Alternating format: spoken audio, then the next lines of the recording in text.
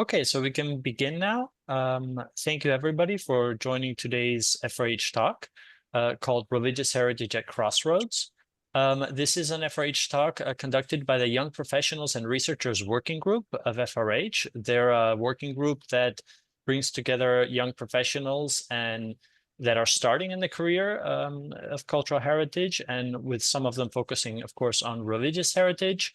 And they are working on, well, many different activities. Some were presented at the conference in their poster presentation or their presentation during the conference. They will also produce a set of recommendations and a toolkit. And but they can explain it definitely much better. So I'd like to introduce, first of all, Vanessa Menendez Montero. She'll give an introduction to this Young Professionals and Researchers Working Group. She's a lawyer and a postdoc researcher at Humboldt University at Berlin. She's an expert in cultural heritage law of European and international law. And she also gives support to civil society associations and NGOs involved with cultural heritage and religious heritage. And with religious heritage, she recently also was involved with the protection of the Mosque Cathedral of Cordoba. So very unique heritage there. So yes, please, you can begin, Vince. Thank you so much, Jordi. Good afternoon, everyone.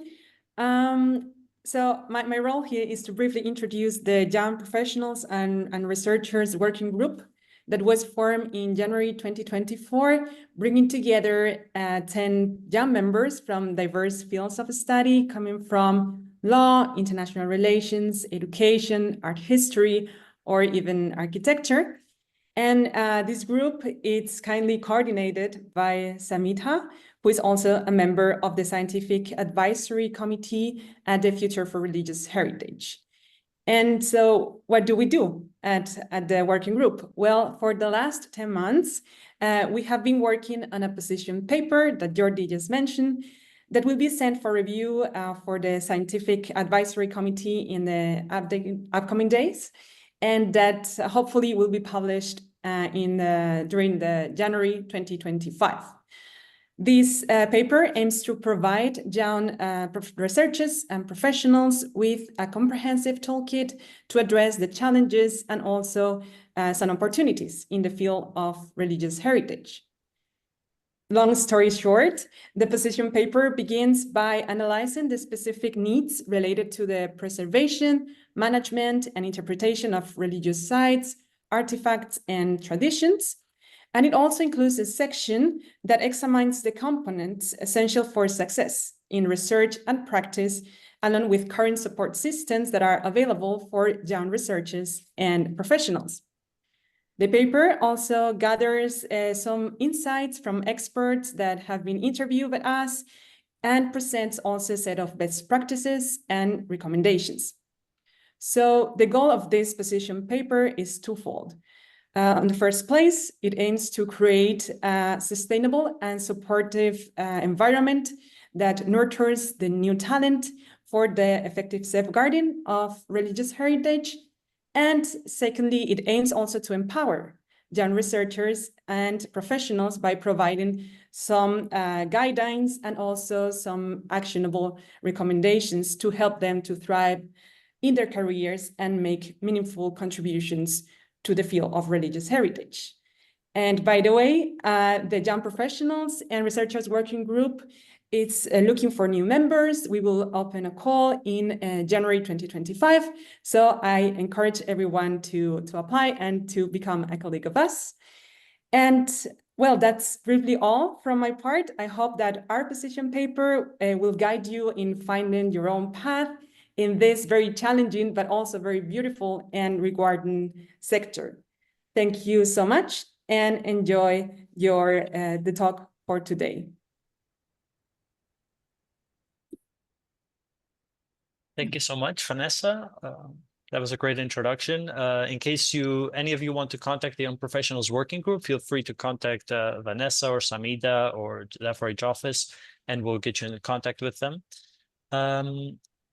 It's my pleasure now to announce the first speaker, who is Meetali Gupta, an architect specializing in World Heritage sites, now focusing on policies and EU frameworks for young heritage professionals. Meetali will speak about the challenges and opportunities faced by young professionals and also give an overview of a recent work she's done called Heritage for Young Professionals, called to Joint Action. Yeah, please go ahead. Thank you, Jordi. I would share the presentation and please let me know if you can see the screen. Yes. Perfect. So, hello everyone. Today I'm here to talk about the Heritage for Young Professionals, which was a call to joint action developed with some emerging professionals in Heritage who are based in Europe currently. And it is my honor, and I also congratulate FRH to starting their own working group, and I'm looking forward to your position paper. So I would begin with the fact that a lot of times in Heritage, we consider whatever we are saying as emerging professionals as a complaint. So Sara Ahmed sort of addressed it. She's an educational background pedagogist.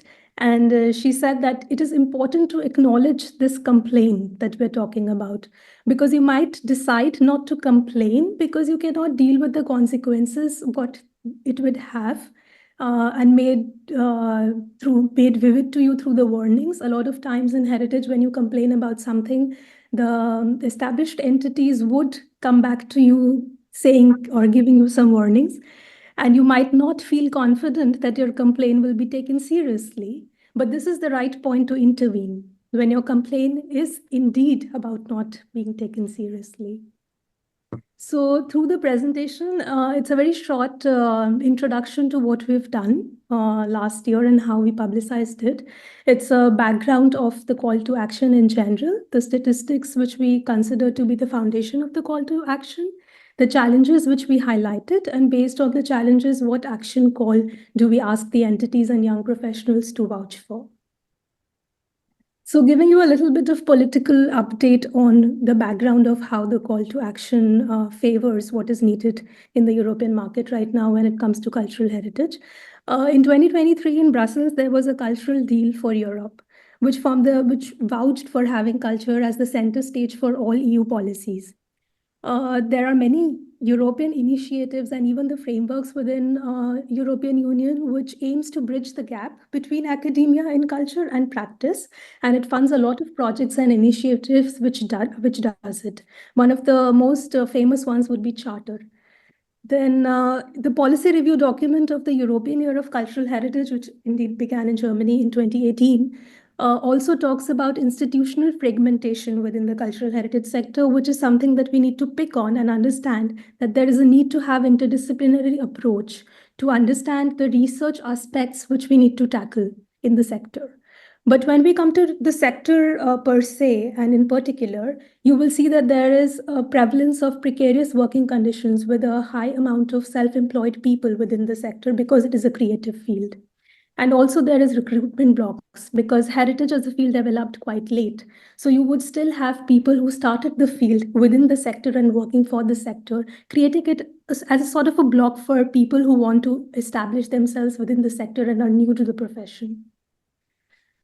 So statistically, if you look at the age-wise cultural employment within the sector, Eurostat, which is the official publication department of European Union, states that young people, which it categorizes as 18 to 29 years of age, is only 1/5 of the entire employment population within the sector, which is hardly only 20% actually. However, the people who are 65 plus years of age formulate more than 3%, which is 4.3% of the cultural sector economy, much higher as compared to the total economy within EU. And this is not in comparison with the tertiary level of education, which you see, because we are quite highly educated when it comes to the different sectors within the EU. The total economy has only 35% of people who have tertiary level of education, as opposed to the cultural sector, which has a whopping 60%.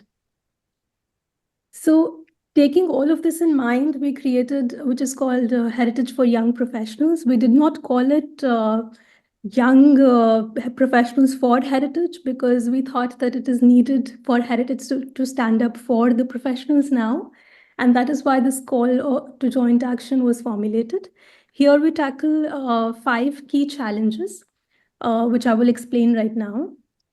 The first challenge is understanding heritage as a profession. There is a vagueness of definitions which is prevalent within the field, and it is a huge discourse even internationally that heritage or cultural heritage is part of the cultural and creative sector and industries. As a subset, it does not get what it actually needs, and the kind of profession that it has developed into, you cannot get much funding when you are actually a subset of an umbrella sector. So this lack of definition of heritage professional further leads us to have a lack of definition of young and emerging heritage professionals as well. And because of this definitional gap, we come to a point where we actually discuss whether heritage is a profession or not. The second issue that we catered to was unemployment and lack of financial security. It is not a surprise to see that a lot of people within the sector are self-employed because they are creative individuals who rely on short-term contracts and precarious conditions. However, one would want to dissect this information with economists. And one such economist was David Thorsby, who published Economics of Cultural Policy, an interesting book which dissects heritage economics. And he puts it beautifully when he says that despite the obvious relevance of economic concepts to answering the questions which are prevailing within the sector today, the initial efforts of economists a decade or so ago to enter this arena of heritage was indeed resented by the heritage professionals who feared, maybe rightfully so, that their cultural decisions would later be transformed into economic decisions if heritage does not remain to be as elitist as it is today. But this actually leads to lack of financial resources. The lack of us not being able to publicize what we can do for the field leads to lack of funding. The Green Climate Fund, for example, which funds climate projects, has 12 billion USD. And if you compare it with UNESCO, which is World Heritage Fund, you will find it is only 5.9 million for a year span of 2022 and 2023. So there are no comparisons between the kind of funding that we are getting despite being a subsidized sector, a sector which works for the community. Added to this is the fact that within EU, 48% of the countries do not still have any regulation to protect the rights of those who do unpaid labor or unpaid work. And why do I say this? Because this lack of financial resources, when you club it with the lack of regulations, this is what encourages people to offer unpaid or underpaid internships. Next up is volunteering. So the previous aspect where I talked about unemployment and lack of financial security is very much also connected to this aspect, which is volunteering, because today in the sector, volunteering is considered to be a status quo. You can volunteer because you already are financially stable or you have the privilege to do so. There is no doubt that there are some educational gaps which projects like Charter are trying to cater to bridge the gap between academia and the labor market. But there is also an inbuilt hesitation of the institutions to hire young workers because they have a presumption that these young individuals lack the skills which are needed by the organization or lack the skills which they would require in the organization's projects. However, keeping this in mind, it is still important to understand that as an established professional, it may be easier for you to volunteer for heritage till you retire or maybe after. But for people who are young heritage practitioners who want to establish themselves within the field, it is a source of income and maybe their only bread and butter. So volunteering should not replace jobs in the market and especially should not be advertised as replacing jobs in the market, because this actually questions the existence of heritage as an institution, as a profession on its own. And this also, like the previous aspect of unemployment and lack of financial security, allows the organizations, or maybe they are not sufficiently backed financially, to offer any mentorship programs. And therefore, we see a lot of underpaid and unpaid internships, even within higher institutions like UNESCO. Sorry. Next up was a representation issue. So we had a huge discussion about what we understand by established professions and emerging professionals and why these definitions matter. You would see that within heritage, a lot of young people in conferences, etc., would be doing the background work. However, this presence of young people around who are doing this volunteer work and are really, determined to make something new, does not equal is not equivalent to representation. And why do I say that? Because in a lot of meanings, it is equivalent to being tokenized. If you look at the ladder of participation, which is one of the tools which is taken by the Council of Europe, you will find that the ladder beautifully explains why young people need to be part of the decision making and when is it that we need to realize that they are being tokenized. And in heritage, you will find that we still remain on the ladder's first three steps, which is being, tokenized and exploited.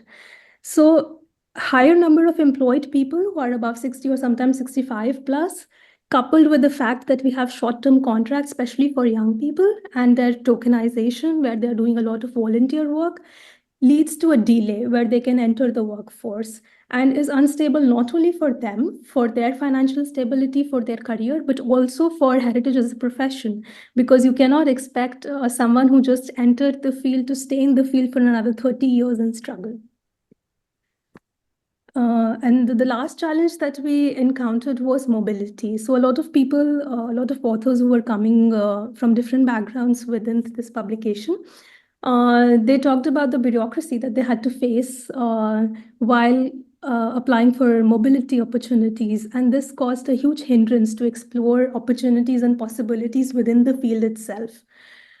This, along with the fact that we, of course, have language issues, and this language issues further causes integration issues whenever you shift to another country, whenever you are working on a project which demands a new language altogether. So this hindrance to both of them can actually be catered, which we talk about in the call finally. And these were the 5 steps. So we want the organizations and the institutions to react. And what do we mean by react? We mean reward. Reward the young professionals with fair payment and follow the EU regulations on labor laws, because the labor laws actually do not allow you to hire unpaid people. Represent the young people in the workforce by introducing a tailored scheme that actually has mentorship culture.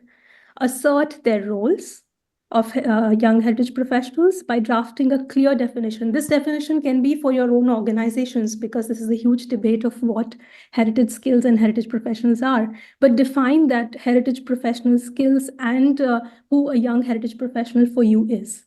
Communicate through legal contracts. Please do write the roles and responsibilities, the rights of a volunteer who's doing unpaid work just to gain experience with their organization, and acknowledge these contributions towards your organizations in a written format, because this written paper can actually do wonders for the other person.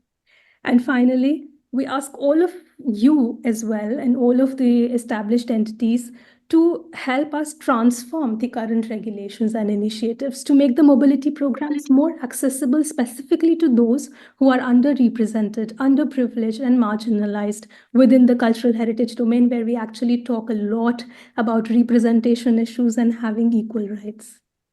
So it was very brief and very concise, but this is the overall gist of what we wanted the organizations to do. And the publication was supported by Brandenburg University of Technology's legal department. So we are happy to have more questions for more collaborations. If you guys want to connect for future projects, please do. I will in the chat now put the publication's link. So I hope this gave a gist of what heritage as a profession for young heritage professionals is today. And I'm sure that religious heritage in particular is no different, because it is just a subset of heritage as a profession as well. And the rest of the speakers can take over when it comes to religious heritage in particular. And I'm looking forward. Thank you. Thank you. Thank you very much, Meetali, for sharing this presentation and also for sharing this recent publication. It's a very detailed publication, very interesting. So maybe in the Q&A at the end, and if anybody has questions, comments on this, they can share it then. Thanks for sharing also in the chat. And now we can move to our second speaker, Tudor Coman. He's a computer science graduate, and he'll share his experience at the Ambulance for Monuments. It's a Romanian project and organization. It was also the finalist, actually, of the FRH Religious Heritage Innovator of the Year, I think 2 editions ago. And it's dedicated to preserving the endangered heritage sites of the country, most of which are religious heritage sites. And yeah, so please explain what you did there, what they do. Thanks Thank so you, much. George. So I'll sort of be doing an apology for volunteering work compared to the last presentation that we've had, but nowhere as detailed as her presentation. Let me get into it. Share screen, share. All right. So I'll start by saying a couple of words about Transylvania and Romania in particular. So for a computer science graduate, it's kind of hard for me to find the full screen button on the presentation. Whatever. Can you all see the images here? I won't lose any more time trying to make it this on full screen. Can you confirm it, because I can't hear any of you?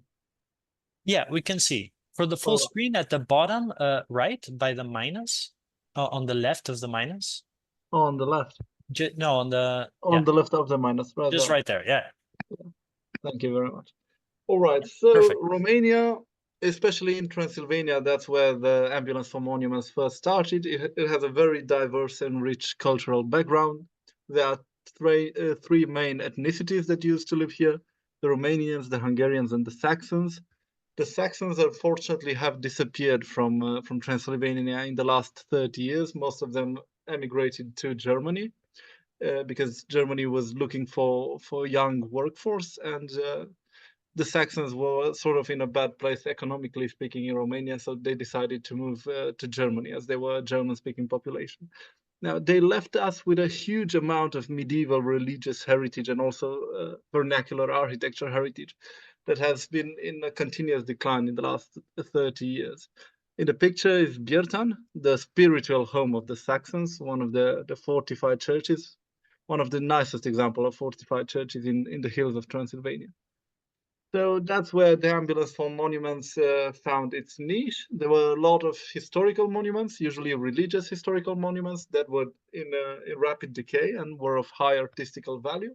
So the Ambulance for Monuments tries to save them from collapse. It's an organization that only works on buildings that are in imminent danger of collapse, and it tries to choose, out of all the endangered buildings, it tries to choose the ones that are most necessary to be worked on, and also the ones that are that's more probable that will be used later, either as for religious purposes or for the community of in any way or form.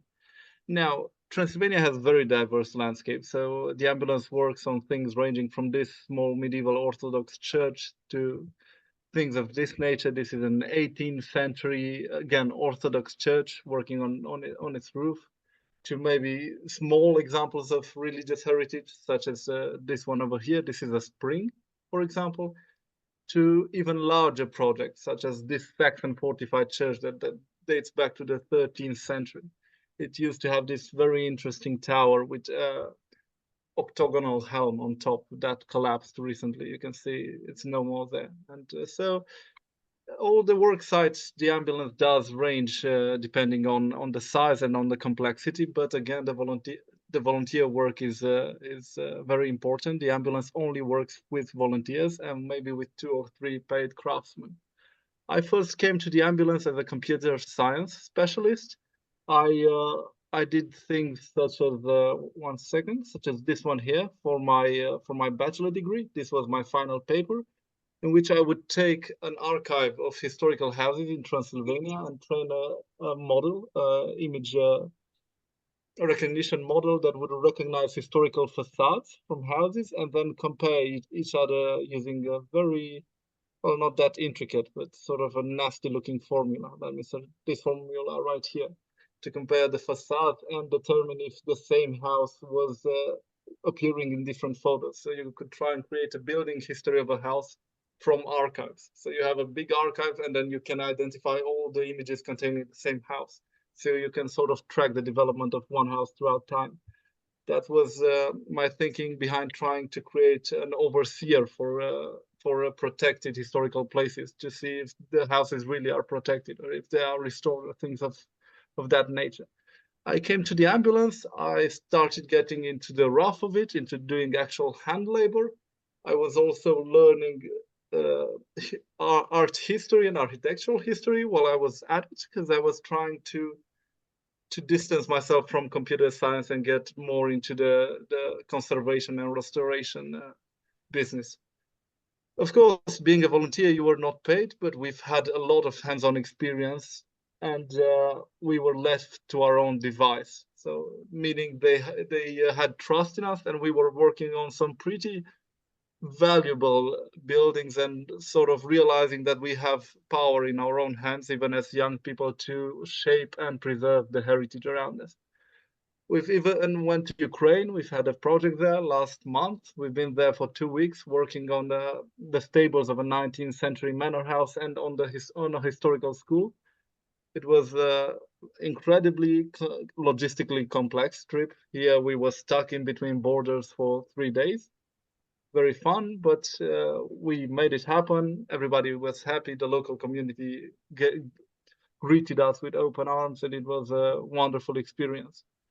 Recently, as my colleague said, the Ambulance for Monuments was nominated here at the Future for Religious Heritage, but also we were part of the group that organized the Europa Nostra conference in Bucharest, which happened last month, where all the Europa Nostra prizes were awarded. Here are all the volunteers from the ambulance, architects, historians, computer scientists, as myself for now, still, that attended the event. I'm the guy right there on the last row with my back towards the photo. I sort of misjudged the moment the photo was taken. So I am faceless. At Europa Nostra, we were happy enough to see that a friend project of ours, the restoration of the Alma V fortified church, won the great prize and 2 other prizes. That was wonderful. But again, as my colleague said, there comes a moment where you have to stop being a volunteer and try and getting into the paid part of the business itself. That was very hard for me. It's still an ongoing process. I've started Harta, the Blue Houses map, basically. This is a platform where we archive historical houses in Transylvania, trying to save GPS data, descriptions, and photographic data of all historical blue houses in Transylvania to try and preserve them. We've won some funds from the Ministry of Culture, and that's how I've been putting food on the table for the last couple of months. And again, this idea was an idea that started at the Ambulance for Monuments, because it's this non-informal space where you share physical work with your colleagues. You go through tough times. There are also professionals or aspiring professionals in the field of conservation and restoration. So you create ties and you start thinking, brainstorming about possible projects. This was one of them which actually came into being. And lastly, the last but not least, I was fortunate enough. I was trying to, of course, change from computer science to restoration and conservation. And I always wanted to attend formal classes on maybe history of architecture or things of that nature. I was fortunate enough to be accepted at the Masters in Building History at Cambridge University at Wilson College, but I had no funds for it because I was such a happy volunteer that I've volunteered a couple of years away. And the place is pretty expensive, but my colleagues at the Ambulance for Monuments, they started a fundraiser for me, which had a happy end. And they've sort of paid for all the free labor that I provided, and I was able to attend the master's there. I still have 1 year left at Cambridge, and I'm about to do my dissertation paper on the evolution of facades in vernacular architecture in Transylvania in the last 500 years. That was basically it. I think it's a lot of loosely tied information, but the presentation might have worked better with questions.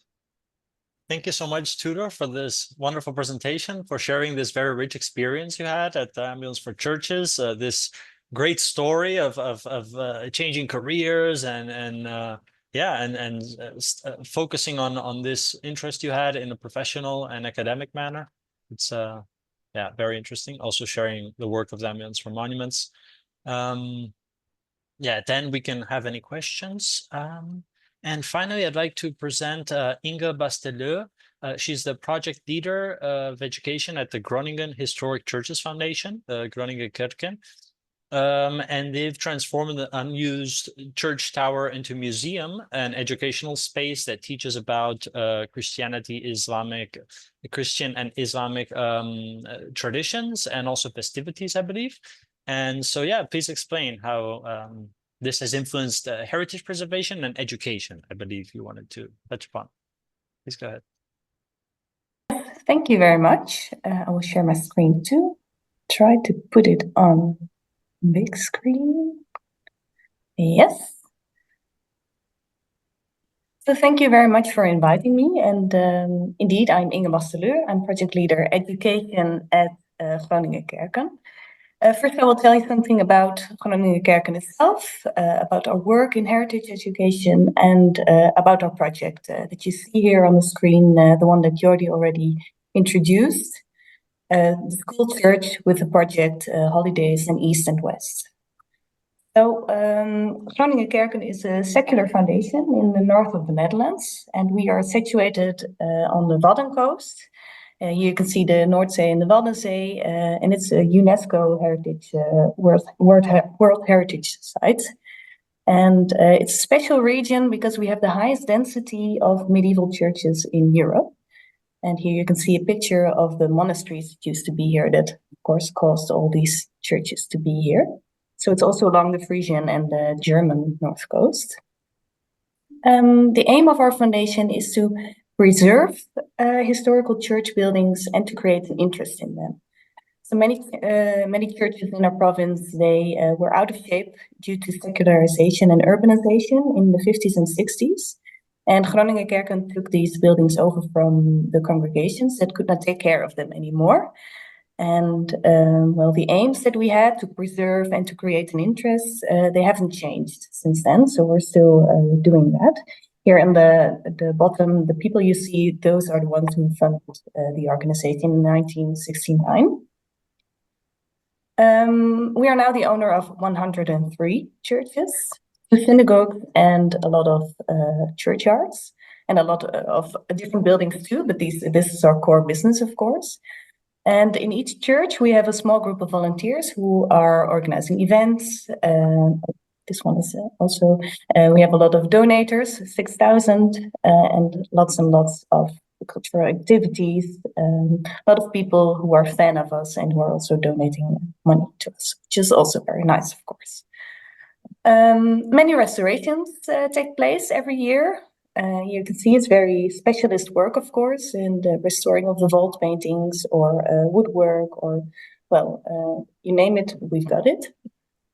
And it's not only medieval churches that we have, like the one on the top left, but also some newer buildings. And the youngest being from 1960. It's the white one on the bottom row. So we have a great diversity in church buildings, religious buildings. Like I said, we have many cultural activities also in our churches, because we want to give the churches a place in the middle of society again, like they have had for bygone centuries. So it's not only the religious function used to be there, but also the administration of justice, community gatherings, to be a space in case of emergency. And for the future, we're looking for new ways to use these buildings. Well, we do that through music, art, gatherings, but always with and for the communities that are local. Well, education is a growing part of our organization. I came to the foundation in 2016 as a part-time education worker. A friend of mine actually worked there, so I knew one of her colleagues. So I was lucky to already be a bit in the network. And I had attended an event of the foundation a year before, so I think that also helped them, well, hiring me. And this thing of going through events and conferences really has helped me through the years to find the things that I find interesting, but also to find out what organizations are working on, what are challenges, what is urgent now. And it really helps, I think, for young people, and maybe it's going automatically, but to find those things that are the challenges and to really bite into that and to make sure that you know a lot about it so that you're needed to the heritage organizations. For example, sustainability is something that everybody's working on, and I hear a lot of young people who are working on it. So that's a really good way to go, I think, to find your way in heritage. Well, when I started, I did a lot of different jobs. I was kind of doing everything, trying out everything. At the time, I also had 2 other jobs, and I was still finishing my studies. But I did get paid in between, so that was really good. I feel very lucky for that. Often hearing about, well, other practices going on. So I feel quite privileged to have had that.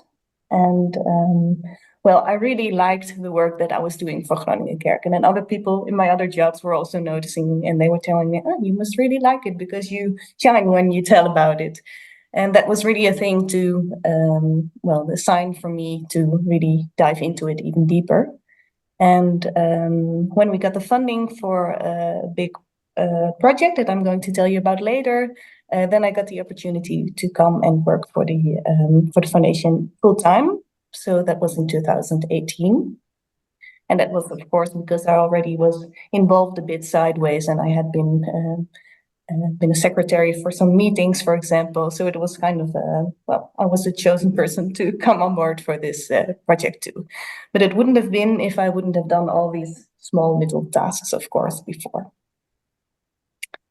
So I became from like a project supporter to the project leader for everything we do in education now. So working in heritage, I wanted to talk about the word heritage, because working in heritage education, the first thing you already stumble over is the word. In Dutch, it's erfgoed, so it has the heritage and also the word good. Of course, it's goods, but heritage, do they even want to inherit it, the people after us, the young people? Because what's in it for them? Isn't it actually a burden to inherit all these old buildings? Because it's very expensive to keep them up, for example. So we need to keep in mind that what heritage is something that we make. We decide what heritage is.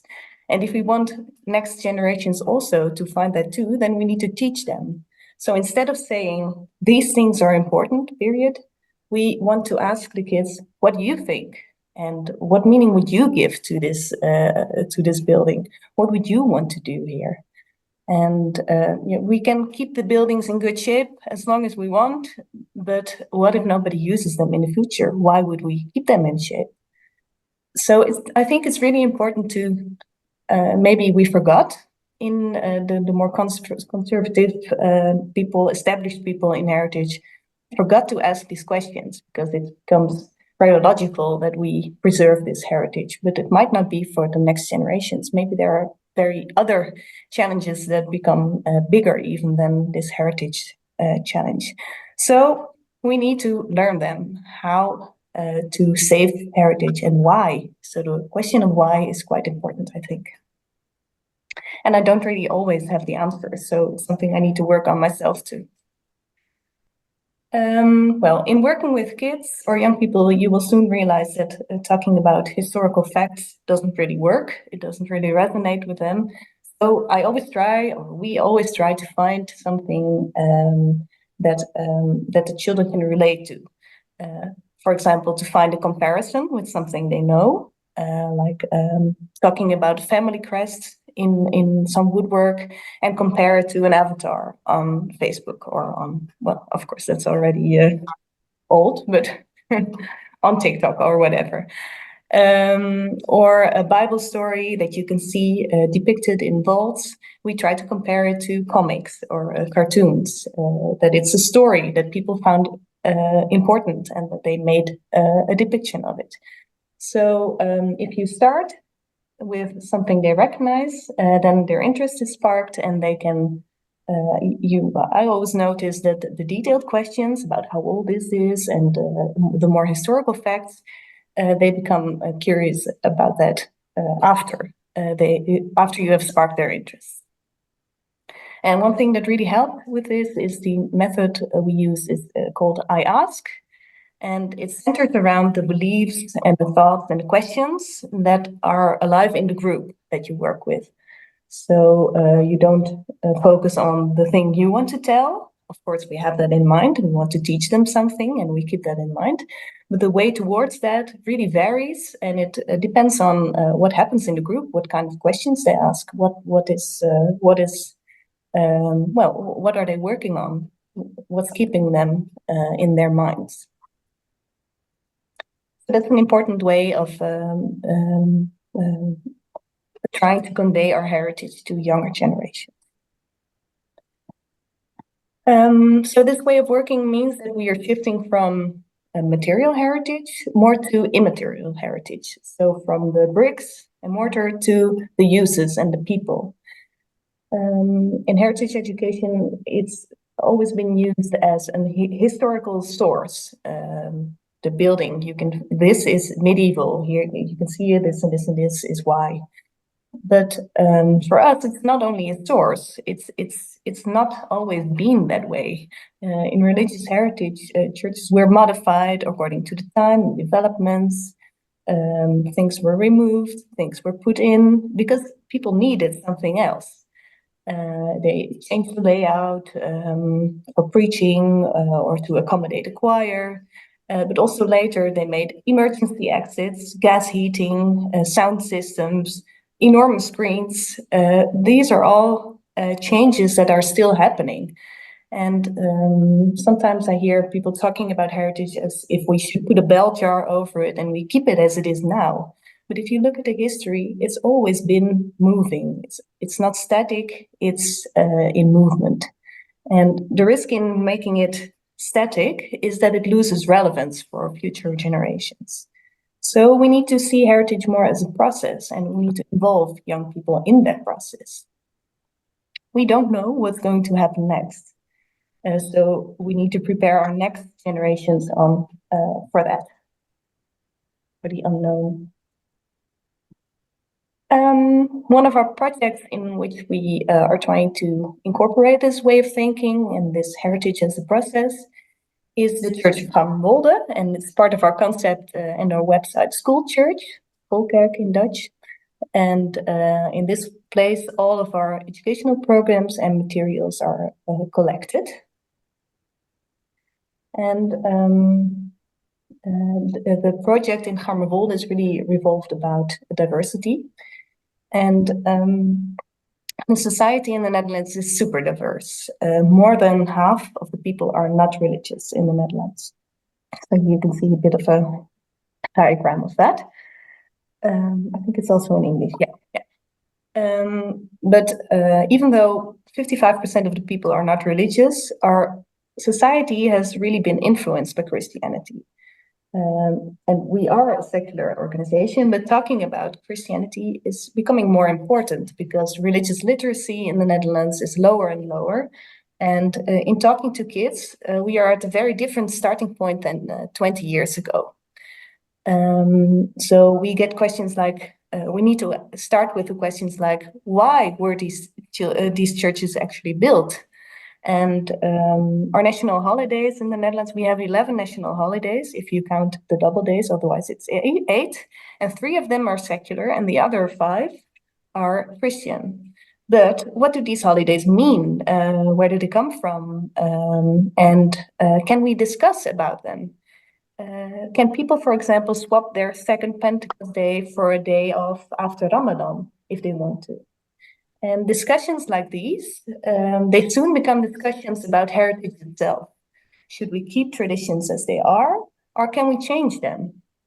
And in the Schoolkerk, the school church, we try to offer a dedicated space for these questions because they are touchy. It's not easy to talk about them. And especially in a time of polarization, it gets harder and harder to have an open discussion about these things. So yeah, that's something we're trying to do in the school church. And one of the things we use is the ideas of deep democracy. It's something that might be of interest also to other organizations working with these things, is trying to use the wisdom of the whole group, not only the majorities, but also the minorities get a voice with this method of working. So yeah, should we keep it or can we change it? In 2014, we paired up with Museum Katerijnenconvent. It's a museum in Utrecht in the middle of the country. And they had a project that was called Know What You Celebrate, Weet Wat Je Viert. And they were looking for partners throughout the country to help to teach the children about traditions from various religions. And every museum, every partner museum would design its own exhibition. And here on the left, you can see a few exhibitions of examples of what it looks like. And this project fits us really well because it provides us with a tool of to work with topics that we wanted to work with. So everybody knows what a feast or a celebration is. This is me holding a little cardboard with the word feest, which is holiday or feast or celebration. By starting with their own experience, so I hold up this little piece of paper and I ask, what do you think about? What's the first thing that comes to your mind when you say this? And by starting by their own experience and by their own thoughts, we can make their minds open, and they are open to learn something else also. So then we can explain that a celebration marks something that is important for people. It can be a joyous thing. It can be a time of remembrance. And people form these moments in traditions and rituals. And this idea of forming rituals and traditions is universal, but everybody does it in their own way. So these holidays and feasts are a very positive and recognizable way to talk about nowadays regarded difficult subjects such as religion and identity. And some teachers have said that they feel nervous about talking about these things because, and especially about religions that they don't know themselves. So we offer a dedicated space to speak about these things. And we give room to what is living in the group, what urgent questions the kids have. And actually no question is weird for us, so they can have the freedom to say whatever they want. And that's really important, to have this safe space. So we, in the project with the partners all over the Netherlands who are making their own exhibitions about holidays, we are the only non-museum partner, so we didn't really have a collection that we could pick from and make a nice exhibition room, and that would be our holiday exhibition. But we chose for our church in Garmerwolde because it has bold paintings of, you can see on the left, the depiction of Christmas. So this is actually the kings who are visiting Jesus in the stable with the Star of Bethlehem above. And on the other side of the church, we have the depiction of Easter. So the story of Easter is there. So this was our starting point for our exhibition. But the church was used for a lot of different things still, also sometimes for services, but also for the church, the village breakfast, for example, or lots of concerts. So we decided to use the tower. And after a few years of planning and learning and discussing and talking with a creative team, this is our end result, and it's called Holidays in the East and West. And in the tower, we've built a staircase that you can see here, and that's our vertical museum wing. And inside, you can see interactive and modern depictions of 8 holidays, 4 from Christianity and 4 from Islam. And those are the 2 religions that are the largest in the Netherlands. And we try to depict them in an exciting and engaging way with room for imagination. So to convey something of the underlying themes of the holiday in question. And an audio tour helps the people, the visitors, to understand what they're looking at. And I have 2 examples of what you can see in the tower. This one is Christmas, and it's depicted as a golden nursery with suspenseful light and straw on the floor. And if you pull the cord, then you can hear the song, a Christmas song, and an image of a baby occurs in the light above the little boy you see here. And in the audio tour, there's a question asked, where were you born? Where was your crib? And what does it say about you? So also in the audio tour and in the teaching materials, we try to make a link with the life of the kids themselves. This presentation shows the restraint and the concentration you need when you are fasting. So you're not touching the enticing food that you see, and you try to keep up with the light. And this is our depiction of Ramadan. And it's a nerve spiral. Maybe you recognize it. If you touch it, then it becomes red.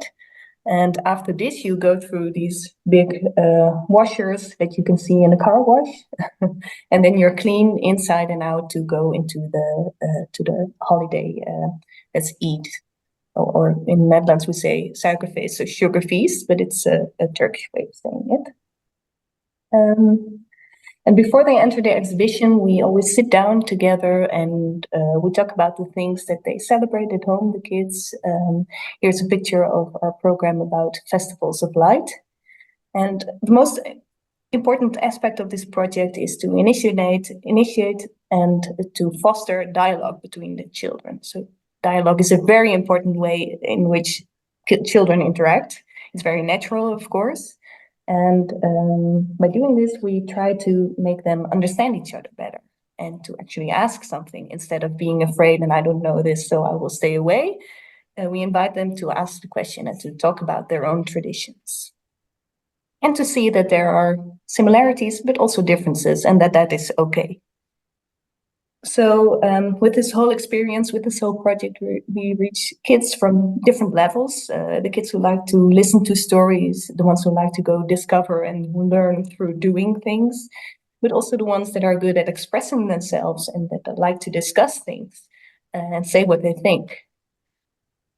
So in the chat, there will be a small clip of what it looks like when we have one of these programs. You can see the kids interacting with the exhibition.